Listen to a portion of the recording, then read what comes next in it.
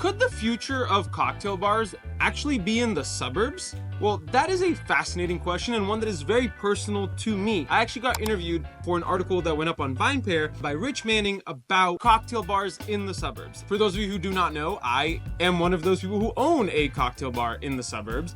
And it was such an incredible conversation that I got to have with Rich, and the article is really great. But there was a lot of things in that article that we didn't get to dive into because obviously it needs to have an end to it. So in this video, I wanted to kind of talk about a lot of things that we talked about in the article, but then kind of expand upon it a little bit more. I just got done filming a cocktail video, so I'm gonna enjoy this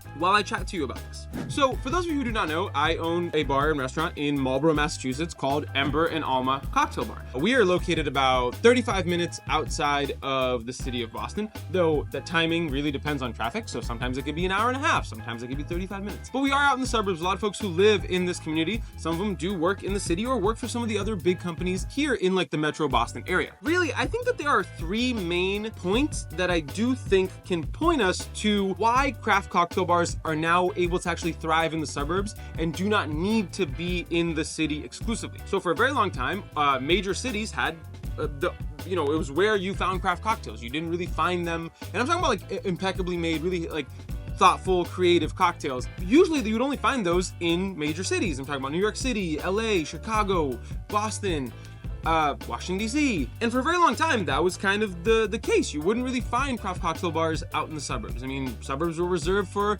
Chili's and Applebee's kind of vibe. Hey, what's up, homie? Hey, where we at? A Plebes? Man, we got some mariscos going on right here. And so obviously I think one of the first big points is the economics, right? And really I want to use Boston as an example. There are some cities that have restrictions on liquor licenses, Boston being one of them. There's a limit of how many liquor licenses for bars there are. And currently the going rate for a liquor license for the city of Boston is $620,000 US dollar dues. That is a lot of money. And so you're talking about before you even build out a space, before you even decorate, put furniture in, or do any of that, you're already out $620,000. If you're talking about, doing a full build out, you're talking about maybe close to $1 million before you can open your doors. And this is the kind of industry where profit margins are very tiny. If you're doing really, really well, like 8% a year. And that's not everyone. And so that's one factor. And obviously not every city is like this. I do believe other major cities, some of them don't have restrictions on liquor licenses, or maybe they're not as expensive. But in the example of Boston, like if I wanted to open a place up in the city, like you're talking about as an independent operator, this is a family run establishment, you have to somehow fork over $1 million to open a place. You can do it, but you have to find investors, and all of a sudden you're complicating and muddying the whole situation because now you have other people who can, give their input and their say into how something can be done. So maybe that's limiting to creativity, and maybe that's frustrating to deal with because now you have to deal with partners and stuff like that. Trust me, we could do a whole video where I break down other things that I think are interesting about the Boston cocktail scene, but I digress. Let's stick to suburban cocktail bars, right? And then the other element of this is recently I did a video showing how to make one of my favorite cocktails. It's from one of my favorite bars that recently closed actually in Brooklyn called Leanda. And I don't know how true this is, but one of the factors that caused them to close was the rising cost of rent. It was very expensive to run a cocktail bar in the city. And so, from my research that I've done here in the Boston area, like there's a couple places in Boston. There was one that was for rent. That was like $20,000 a month.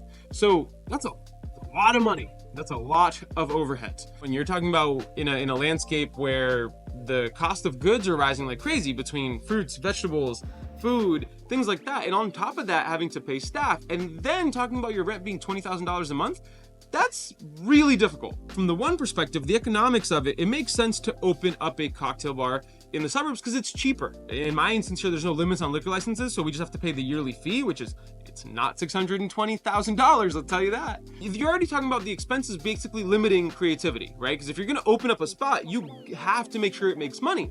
So you might be forced to carry certain products or limit your own creativity because you need to make sure that that is successful. Whereas here in the suburbs, maybe you get to be more creative. Maybe you get to experiment with different cocktails. And like, for example, I don't carry vodka at my space. I carry one vodka. It's hidden, no one knows about it, but you're not gonna find vodka on my back bar. I don't have to carry certain brands because I think it's what's going to sell. I can be selective, I can be choosy, I can decide not to carry certain things and experiment with different ideas because I'm not being financially constrained in the same way as a cocktail bar in the city might be. Of course, we might be thinking to yourself, well, but the audience for craft cocktails are in major cities, and that's still true, 100%, still very much true.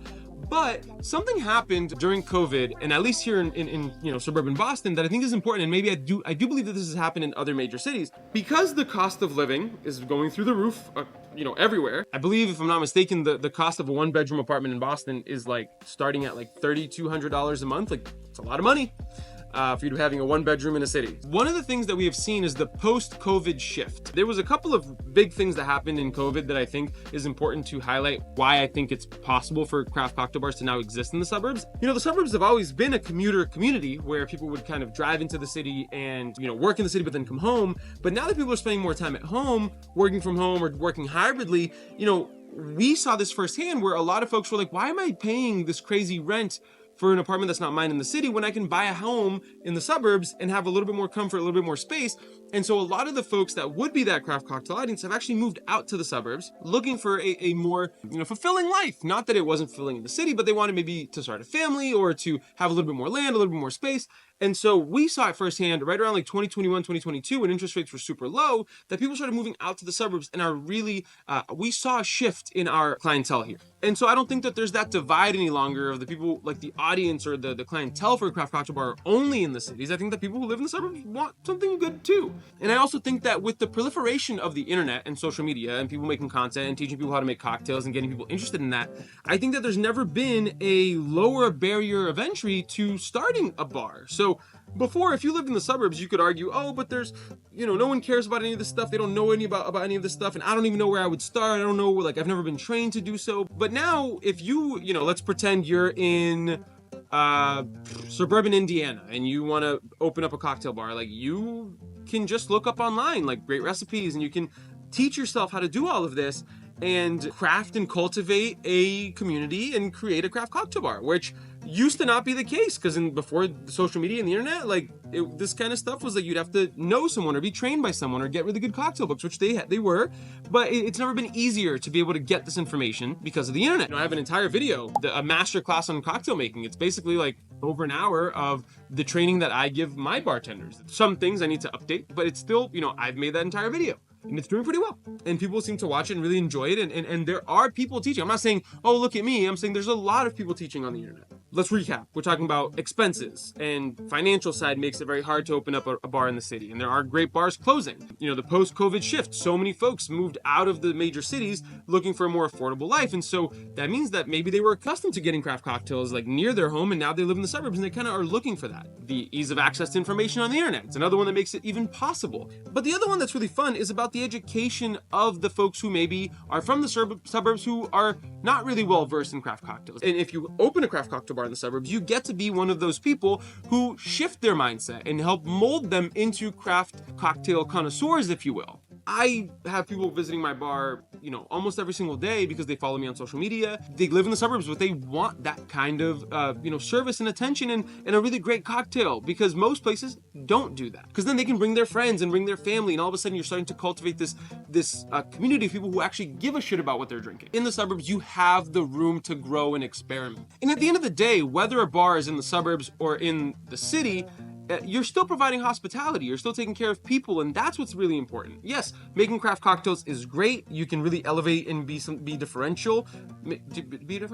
Be different. Differentiate yourself is what I'm trying to say from other folks in the area, because you can provide something that maybe they cannot. Sure, does that mean that you might never get the recognition of, let's say, a world 50 best cocktail bar because you're out in the suburbs? Yeah, you probably won't.